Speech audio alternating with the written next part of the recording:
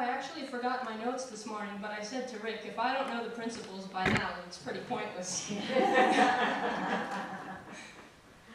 So, hopefully when you came in, you grabbed a pumpkin. If you didn't, make sure you get one before you go, because that's your kind of memory tool for when you're during the week and totally not thinking about what you're supposed to be thinking about and you need a reminder. So, God is absolutely good and everywhere present.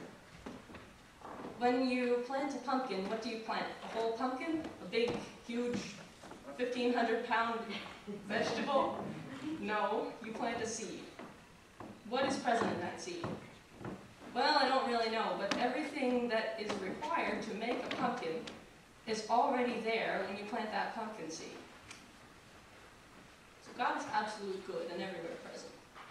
God is present even in the pumpkin seed. The pumpkin is present in the pumpkin seed.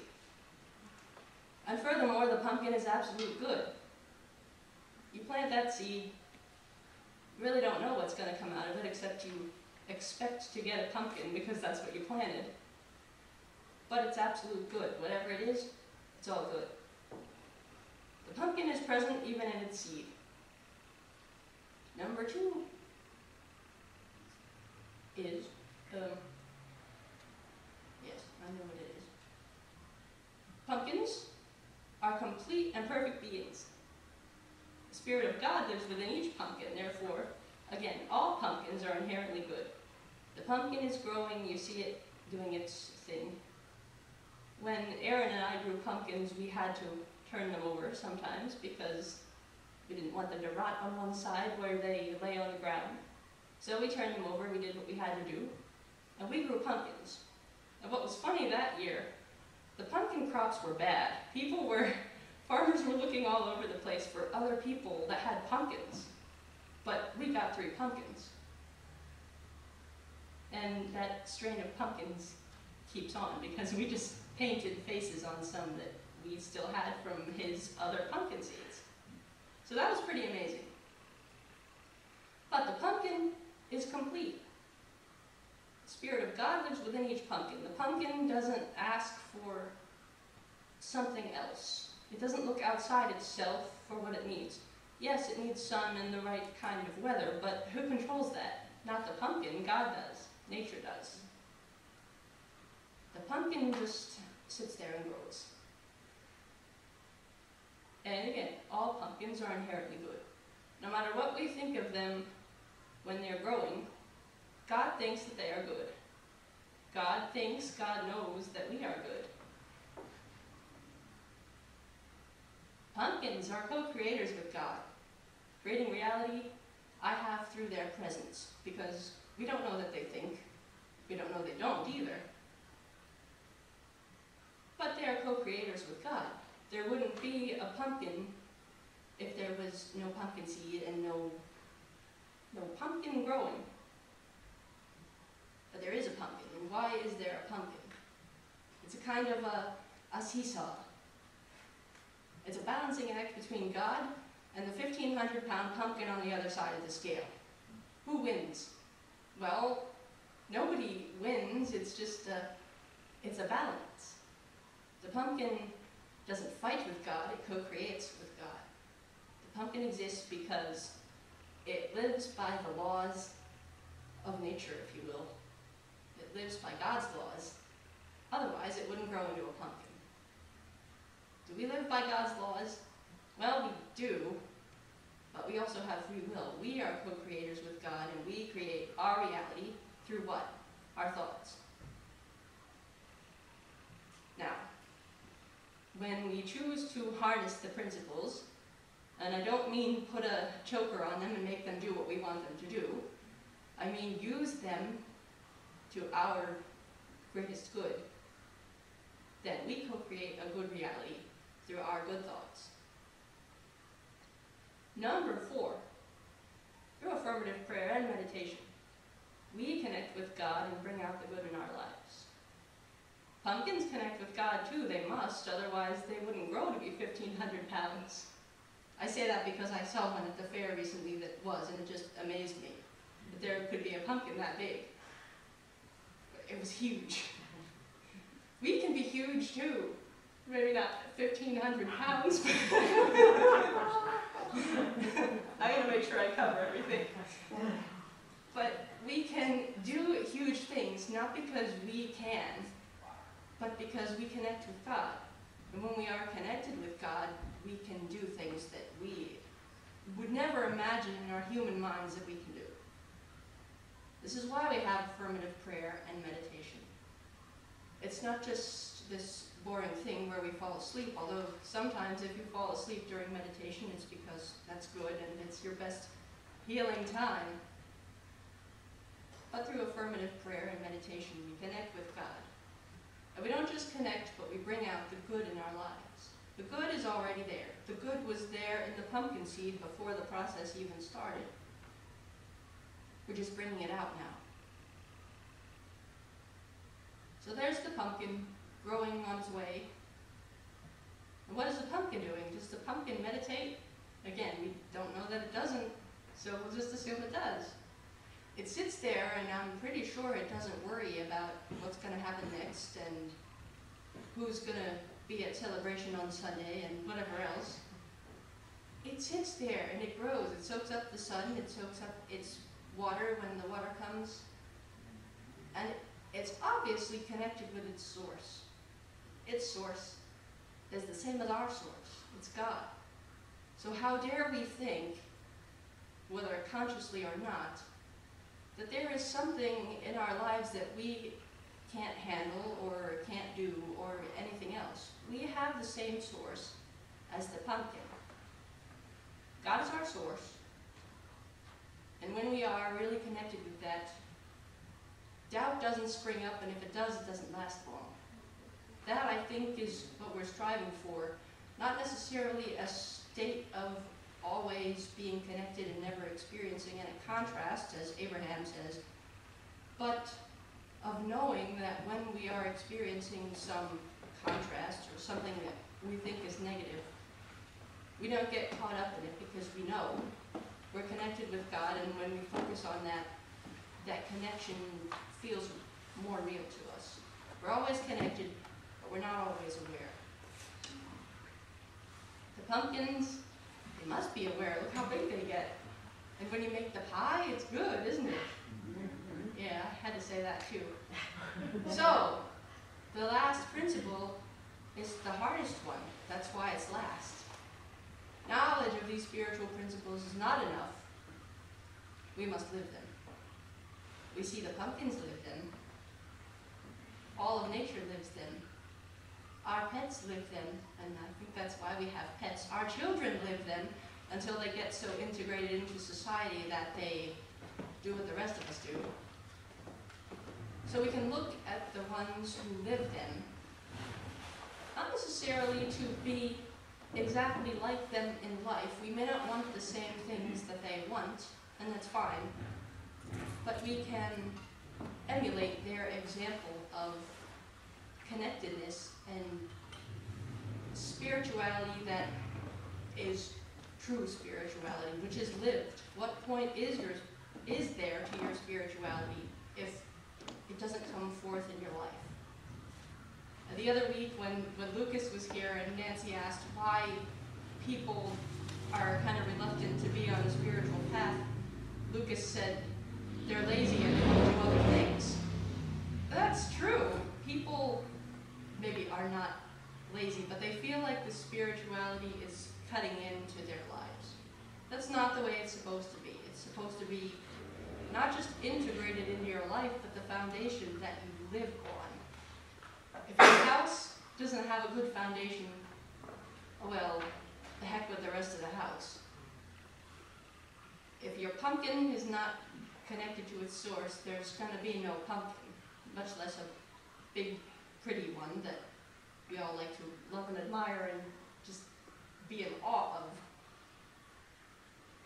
So we must live the principles. How do we do that? Oh, I don't know. When I figure it out, I won't be here anymore. That's what it is, though.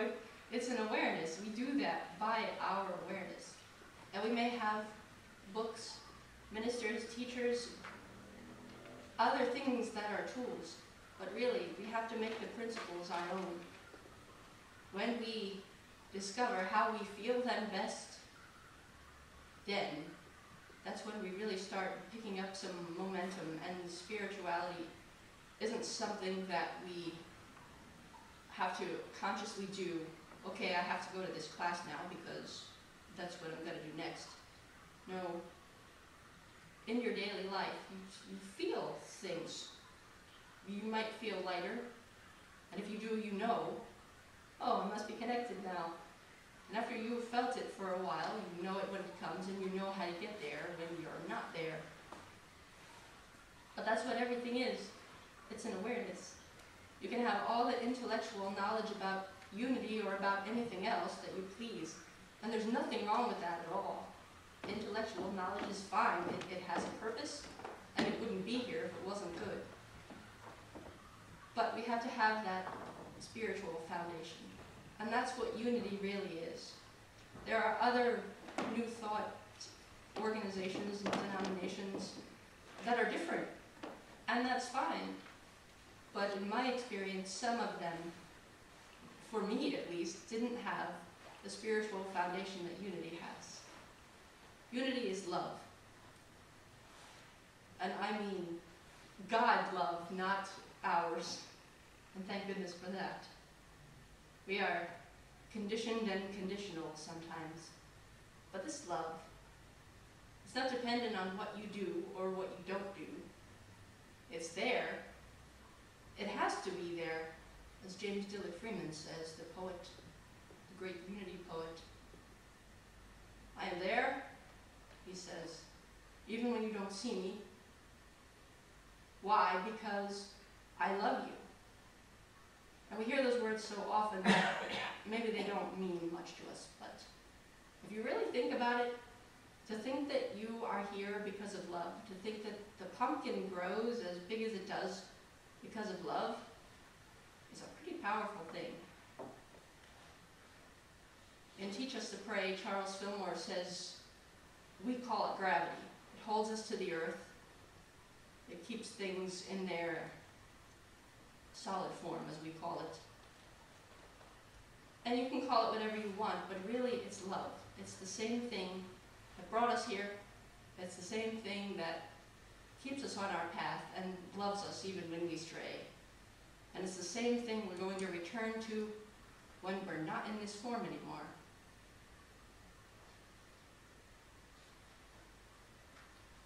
The energy in my body, this is an affirmation from Dr. Paul Leon Masters, who founded the International Metaphysical Ministry. And it says, the energy in my body was there even before my body was, is while my body is, and will be when my body is no more. That energy is source energy. Call it whatever you want, but in the end, it's love. Unity is love. And that's why we have the basic principles, so that we can more fully live in love. And the reason I bring the pumpkins into this is because sometimes it's good to have a tool, a symbol, a picture, something. Because this intangible thing, it can be hard to understand. And we can intellectualize all we want. But sometimes when we relate it to something else, it just clicks. So I'm hoping that for someone here, a pumpkin clicked. Unity is love, and love is unity. And that is the rest of the story.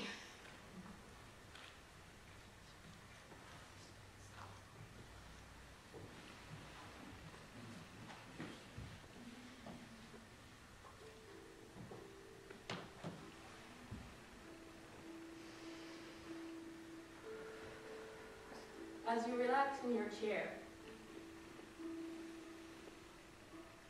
let all your thoughts go. If there's something you're supposed to remember later, or something you have to do, it will come back into your mind when you need it. This is a time of unity. This is a time of love.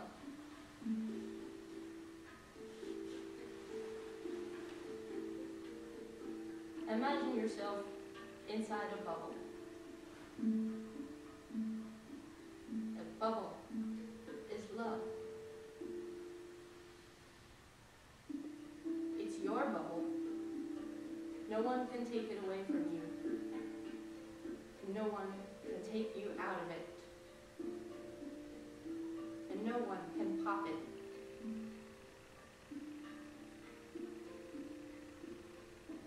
Be in your bubble of love, feeling its warmth.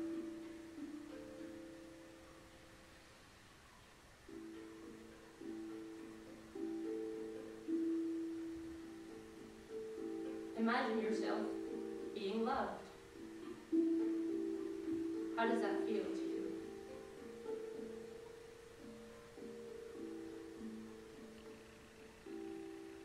Know that you are loved, no matter what you choose to do or not to do. No matter where you are, who you are with, you are loved.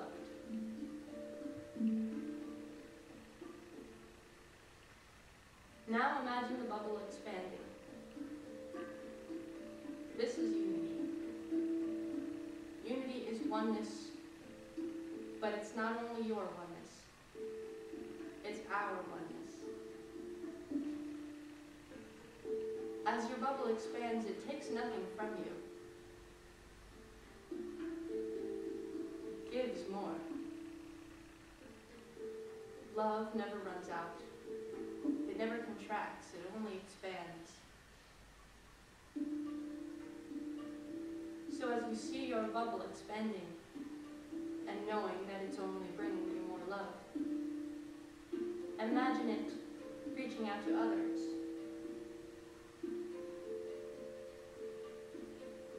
Imagine love enfolding all those you know and everyone you haven't met.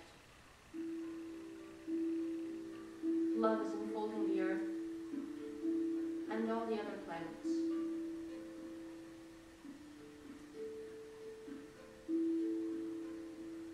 Love is the power that binds and the power that frees. It's what keeps the planets in their orbits. It's what makes the pumpkins and everything else grow. And love is the reason why we're here. It's where we came from, it's where we are, and it's where we're going.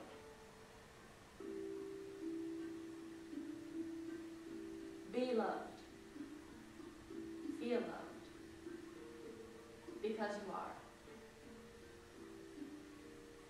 And so it is.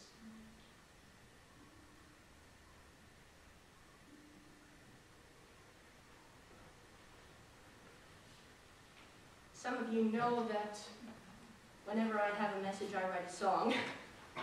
It's a must now. It's no longer an option.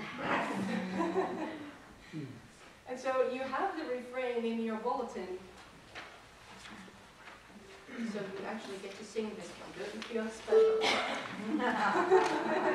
Yes, we do. This is our pumpkin song, our pumpkinhood principles, I call them. I love the way you put that into that. That's really awesome. I love that. It wasn't me. It was divinely inspired. Believe me. I don't think like that. Well, good job for opening up to the club.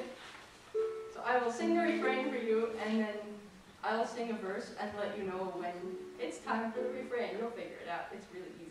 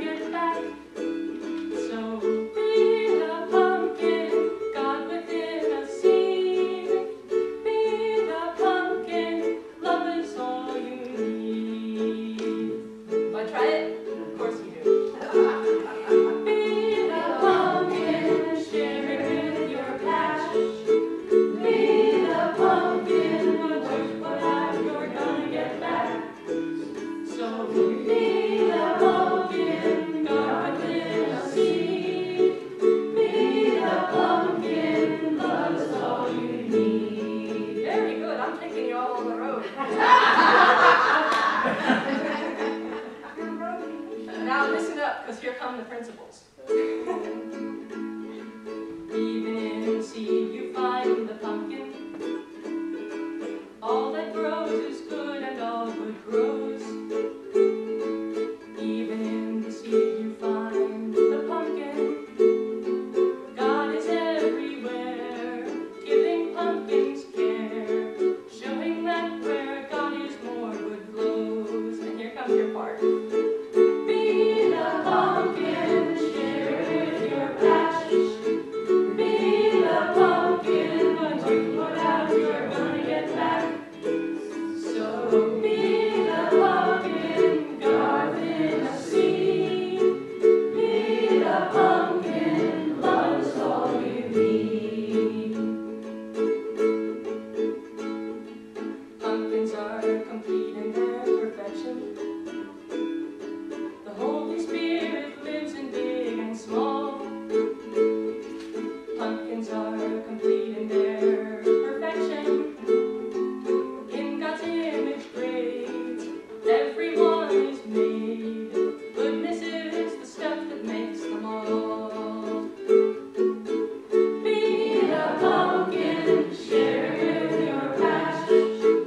Be the pumpkin, what you put out you're gonna get back.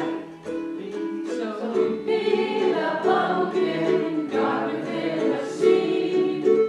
Be the pumpkin, love is all you need. Pumpkins work together with their nature. They shape the life they want and call it fine. Pumpkins work together with their nature. When something they don't like comes up in their lives, they let it rot and choose a new design. Be the pumpkin, share with your patch. Be the pumpkin, what you put out you're gonna get back.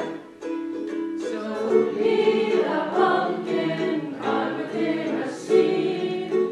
Be the pumpkin, love is all you need. Pumpkins live and float in the present. Like the prayer they say that good is now. Pumpkins live and float in the present. Maybe meditate on all they create, feeling God inside them shows them how. Be the pumpkin, share with your patch. Be the pumpkin, what you put out you're gonna get back. So be the pumpkin, God within a seed. Be the pumpkin, love is all you need. Here's the important part. Pumpkins live the principles of spirit. Knowing them is not enough, you see. Pumpkins live the principles of the spirit. And when they're on display in a tiny way, pumpkins share the gifts of unity. Be the pumpkin, share with your patch. Be the pumpkin, what you put out you're gonna get back. So be the pumpkin, God within a seed. Be the pumpkin, love is all you need. One more time. Be the pumpkin, sharing with your patch. Be the pumpkin, what you put out you're gonna get back. So be the pumpkin, God within a seed. Be the pumpkin, love is all you need. Very good. Well done. So I believe it is time for our offering now. So Who would like to do the